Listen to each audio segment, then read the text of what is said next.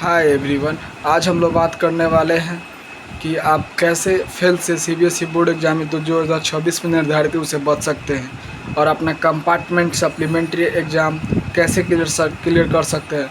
आपको improvement exam में marks बढ़ाना है तो कैसे आप तैयारी करेंगे। फिर से आपको एडिशनल सब्जेक्ट लेना हो या आपको लगातार 3-4 सालों से आप फेल होते जा रहे हैं तो कैसे आप अपने रिपीट इन थ्योरी को क्लियर कर सकते हैं। How to clear repeat in theory in board examination of 2026 इस वीडियो में हम लोग देखने वाले हैं।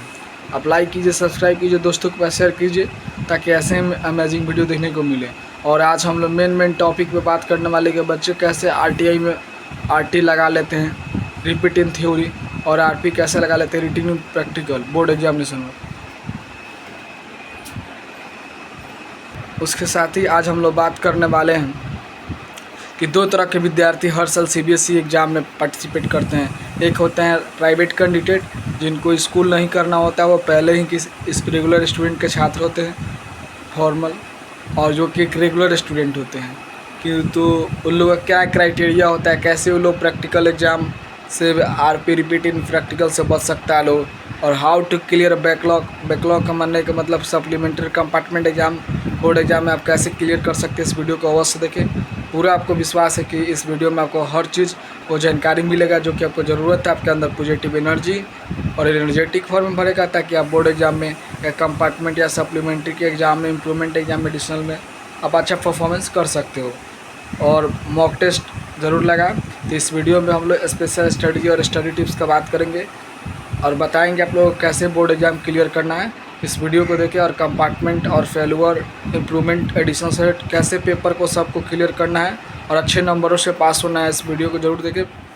तो इस तरह से हम लोग how to clear repeat in theory exam and how to clear the compartment, failure, improvement, additional as a regular student या प्राइवेट स्टूडेंट कैसे हम लोग बच सकते हैं। तो इन चीज़ों पे हम लोग नज़र करने वाले हैं और इस वीडियो को अवश्य देखें। आप पूरा लंबा वीडियो जाएगा, थोड़ा सा ईच एंड एवरी पॉइंट पे हम लोग बात करने वाले हैं। जिन लोगों को ये परेशानी हो रहा है इस वीडियो में देख के उनको पॉजिटिव एनर्जी और उनको अच्छा मौका मिलेगा कुछ करने के लिए। जैसे कि इस वीडियो में आप देख रहे हैं कि सीबीएसई में दो तरह के कैंडिडेट होते हैं। एक होते हैं प्राइवेट कैंडिडेट, एक होता है रेगुलर कैंडिडेट। रेगुलर कैंडिडेट वो होता है जो तुरंत क्लास 10th का एग्ज़ाम क्लियर करता है, 11th का, और 12th में बोर्ड एग्ज़ाम के लिए प्रिपरेशन करता है इसको।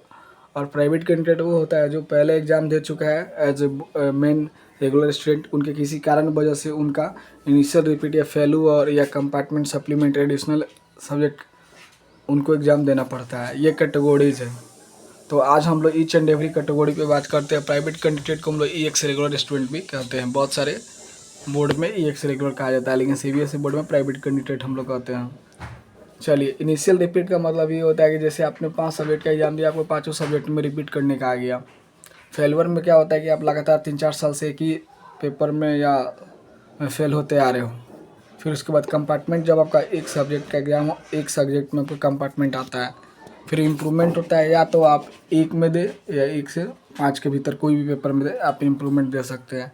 एडिशनल सब्जेक्ट में क्या होता है कि आप एक ही सब्जेक्ट में एडिशनल के एग्ज़ाम दे सकते हो और इसको आपको दो अटैम्प्ट दिया जाता है, यानी 2 साल पहले वाले भी पेपर दे सकते हो। मतलब सपोज आप 26 में एग्ज़ाम दे रहे हो तो आपके पास 26 के अलावा 27 तक का भी ऑप्शन रहेगा, लेकिन आप एक ही अटैम्प्ट में दे सकते हो। मतलब 2 ईयर रिलैक्सेशन मिलता है इसमें।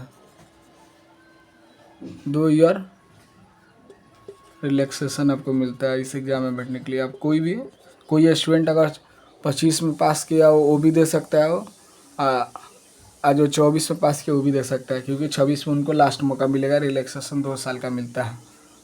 उसके साथ ही आज हम लोग बात करने वाले हैं जो सीबीएसई का जो बोर्ड एग्ज़ाम होता है और रिजल्ट क्लियर हुआ है। जैसे कि सपोज 2025 का हम लोग इसमें एग्जाम्पल देख सकते हैं।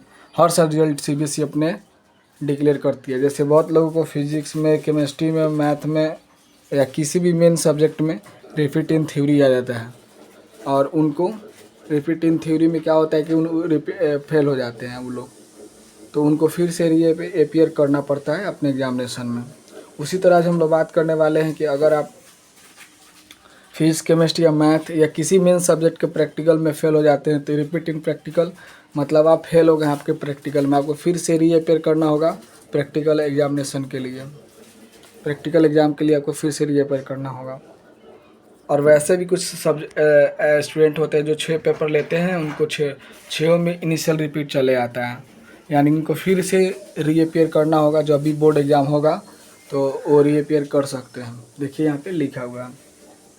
ऐसे स्टूडेंट होते हैं जो 5 सब्जेक्ट में लगातार एग्ज़ाम देते आ रहे, इनिशियल फेल्यूर कैटेगरी में आते पिछले 5 साल से, वो फेल होते आ रहे, तो उन लोगों को हर बार नेक्स्ट एग्ज़ाम CBSE मौका देती है। आप अपना एग्ज़ाम देके क्लियर कर सकते हैं। लेकिन मेरा वीडियो बनाने का मेन मोटिव यही है कि आप अपने RT से कैसे आप अपने बच सकते हो, फेल होने से, कंपार्टमेंट आने से कैसे बच सकते हो। और उसके साथ ही आज हम लोग बात करने वाले हैं क्या स्ट्रेटजी होनी चाहिए। जैसे सपोज जैसे आपको 5 सब्जेक्ट में देना हो, 5 में या सप्लीमेंट्री एग्ज़ाम देना हो, एक पेपर में इम्प्रूवमेंट देना हो, तो आप कैसे क्लियर कर सकते हैं। और 2026 के एग्ज़ाम में आप 400+ स्कोर कैसे कर सकते हो, क्या गोल सेट होना चाहिए, क्या माइंडसेट होना चाहिए, तो आपको ज़रूर देखने को मिलेगा। चलिए इस वीडियो में हम लोग बात करते हैं। सबसे पहले आप लोगों को किसी भी एग्ज़ाम को, बोर्ड एग्ज़ाम को तैयारी करने के लिए एक स्ट्रेटजी होनी चाहिए। आपका वीक प्लान होना चाहिए। कैसे आप वीक प्लान में प्रिपरेशन करते हो। सपोज आपको वीक प्लान होना चाहिए, मतलब आपको वीकली प्लानर बनाना चाहिए कि इसमें कौन सब्जेक्ट कितने देर पढ़ने हैं और कैसे आप JEE या बोर्ड को मैनेज करते हो या नीट को। ठीक है, चलो सबसे पहले आज हम लोग बात करने वाले हैं कि इफ़ेक्टिव टिप्स के बारे में बात करेंगे, जो कि आपको रिपीटिंग थ्योरी आने से बचेगा। सबसे पहले create on study time table. आप अपने पढ़ने से पहले क्रिएट करें टाइम टेबल जिसे आप पढ़ सकते हैं डेली सब्जेक्ट वाइज अपना। फिर उसके बाद सेट करें आपका गोल स्टडीज़ की। जैसे आज सिलेबस में आपको क्या पढ़ना है, जैसे आपको अलजेब्रा पढ़ना है कि कैलकुलस पढ़ना है, तो एक गोल सेट कीजिए पर डे कि आपको हमको क्या क्या कंप्लीट कर लेना है। फिर उसके बाद कोई भी सब्जेक्ट आप पढ़ रहे हैं, मैथ पढ़ रहे हैं, फिजिक्स पढ़ रहे हैं, केमिस्ट्री पढ़ रहे हैं, या ज्योग्राफी पढ़ रहे हैं, या हिस्ट्री पढ़ रहे हैं, तो अंडरस्टैंड द कॉन्सेप्ट। उसके बाद सबसे पहले आप कोई भी सब्जेक्ट पढ़ रहे हैं तो कॉन्सेप्ट आपको समझ में आना चाहिए, चाहे आप फिजिक्स पढ़ रहे हैं, केमिस्ट्री पढ़ रहे हैं, ज्योग्राफी पढ़ रहे हैं। उसके बाद सबसे पहले कॉन्सेप्ट जब आपको समझ में आता है तो फार्मूला टिप्स बनाएं, जो कि रिवीजन करने में आपको बहुत सारा हेल्प मिलेगा। लास्ट के एग्ज़ाम में, प्री एग्ज़ाम, बोर्ड एग्ज़ाम में आप आराम से। फिर उसके बाद अंडरस्टैंड करें एग्ज़ाम पैटर्न। बहुत लोगों को एग्ज़ाम पैटर्न ही नहीं समझ में आता है। जैसे कि अभी के एग्ज़ाम पेपर में MCQ, कॉम्पिटेंसी बेस्ड क्वेश्चंस बहुत सारे आते हैं, कैसे स्टडी, तो उनको समझने के प्रयास को, उनको कैसे सॉल्व करेंगे, क्या उनका माइंडसेट होता है सॉल्व करने का। तो आपको माइंड उस टाइप के गोल को अचीव करना होगा, माइंड में आपको अंडरस्टैंड करना होगा, समझना होगा। तो इस तरह से आपको अंडरस्टैंड द एग्ज़ाम पैटर्न करना होगा। और कितने मार्क्स के कौन पेपर में क्या यूनिट आएगा वो आपको समझना पड़ेगा, based on the latest syllabus, जो CBSE के द्वारा सिलेबस जारी की गई है। उसके साथ ही आप लोग को लेटेस्ट सिलेबस पे, फिर उसके बाद अटैम्प्ट करें आप सैम्पल पेपर, कम से कम 10 से 12 सैम्पल पेपर आप बोर्ड एग्ज़ाम देने से या कंपार्टमेंट एग्ज़ाम देने से पहले आप ज़रूर बनाएं, या सप्लीमेंट्री एग्ज़ाम में इम्प्रूवमेंट एग्ज़ाम देने से पहले ज़रूर बनाएं। फिर उसके बाद आप अटैम्प्ट करें सैम्पल पेपर 10 से 12, एनालाइज करें कि आप कहाँ, जिसे आप टेस्ट लगा रहे हैं सैम्पल पेपर, तो आपको पता चलेगा कि आप यहाँ पे कोई चीज़ प्रोसेस में, स्टेप में गलत हो रहा है, कैलकुलेशन में गलत हो रहा है, डायग्राम में गलत है, तो उसको करेक्शन करें। तभी जाके आपका रिपीटिंग थ्योरी क्लियर होगा, रिपीटिंग प्रैक्टिकल क्लियर होगा, आप बच सकते हो सप्लीमेंट्री एग्ज़ाम से। उसके साथ ही और इफ़ेक्टिव 5-6 पॉइंटें हैं जो इनको बता रहे हैं, आपको अवश्य करनी चाहिए।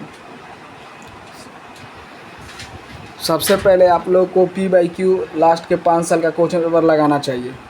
आपको एग्जामिनेशन हॉल में फ्रेश राइटिंग मेंटेन करना पड़ता है। एग्जामिनेशन ड्यूरिंग टाइम, जब भी आप एग्ज़ाम जिस समय में दे रहे हो, तब फ्रेश हैंड राइटिंग। आपका हेल्थ जितना सही रहेगा उतना बेहतर रहेगा आपके लिए। उसके बाद stay positive and keep smiling. अगर आप पॉजिटिव रहते हैं तो आपको बहुत होगा। रेगुलर एक्सरसाइज, योगा, मेडिटेशन ज़रूर करें। इससे क्या होगा कि आपके अंदर तनाव कम होगा और आप स्ट्रेसफुल फ्री होगे तो अच्छा पढ़ोगे। Avoid the past result. भूल जाओ जो आपके साथ पास्ट में हुआ, कि आपके साथ होते आ रहा है उसको भूल जाओ। बी कॉन्फिडेंट, स्टे हैप्पी रहना बहुत ज़रूरी है। और स्टडी करें अपने स्मार्टली तरीके से। आप सवाल या आर्यंत का PYQ सॉल्यूशन करें, और आपको ऑल इन वन अगर मिलता है तो उसको भी ज़रूर पढ़ें। तो इस तरह से आपका RT क्लियर हो जाएगा। फिर से मिलते हैं नेक्स्ट वीडियो, तब तक लाइक सब्सक्राइब करें, दोस्तों को शेयर करें। फिर से मिलते हैं नेक्स्ट वीडियो में।